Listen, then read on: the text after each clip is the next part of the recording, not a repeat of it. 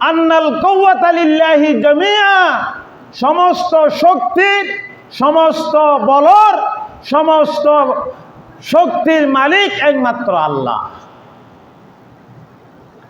আল্লাহ ছাড়া অনিকেতন শক্তির মালিক নাই। আল্লাহ অসম্ভবকে সম্ভব করে তখন আল্লাহ, অসম্ভবকে কি অসম্ভব হলে সম্ভব করে দেয় আল্লাহ, আর কেউ ভাবতে নয়। আর দেশত দীর্ঘ অনেক বছর পর্যন্ত মানুষ নির্যাতিত নিপীড়িত ওই নাকি নয়, মানুষও হইল নাকি সম্ভব নয়, আর দ্বারা সম্ভব নয়। আল্লাহ অসম্ভব করে কি কইছে দে সম্ভব কইছে দে, বেশি সময় না লাগে, বেশি সময় না লাগে, অসম্ভবকে সম্ভব কইছে দে আল্লাহ। আল্লাহ দিয়া বাংলাদেশের মানুষ ফরতে ফরতে খুশি আনন্দ। আজিয়া হাজার হাজার মানুষ মায়ের বুক খালি খালি করছে, হাজার হাজার ভাইয়ের বোনর বুক খালি করছে, নিকে মানুষ আছে নাকি নাই? আজিয়া নির্যাতিত নিপীড়িত মানুষের আল্লাহ মুজলুমের দোয়া কবুল করছে নাকি না করে?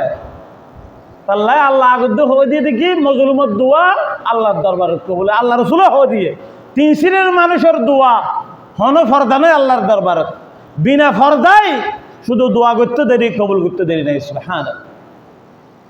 তবে সবর করতে হবে, ধৈর্য ধরতে হবে, সবর করা হইব। আজ যেদিকে অন্যায় জুলুম নির্যাতন করছ ইন আজিয়া ফরতে ফরতে প্রকাশর কিনা কি নয়, কিভাবে নির্যাতন করছে মানুষের, আকাশ বাতাস কম্পিত গিয়ে মানুষের আহাজারি, মানুষের ক্রন্দনে, মানুষের চিৎকারে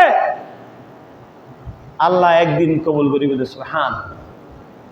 কোথায় ফেলাইবে, কোথায় যাবে, আইনা তাযহাবুন, হড়ে যাবে তোমারা, পালাইবার রাস্তা নাই।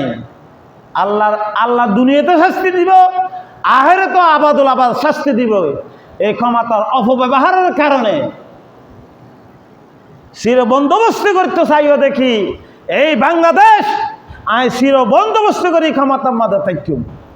আল্লাহ না দিতাম না তোরে, তুই যত অত্যাচার জুলুম নির্যাতন করিব, যত রাতের গভীর অন্ধকার হবে তত অতি সত্তরই ফজর হইব। সুবহানাল্লাহ। তাল্লাই এই জুলুম নির্যাতন নিপীড়ন যারা গুজছে ই তারা দুনিয়ার মধ্যে হনে কে রেহাই না পায়। আল্লাহ তাআলা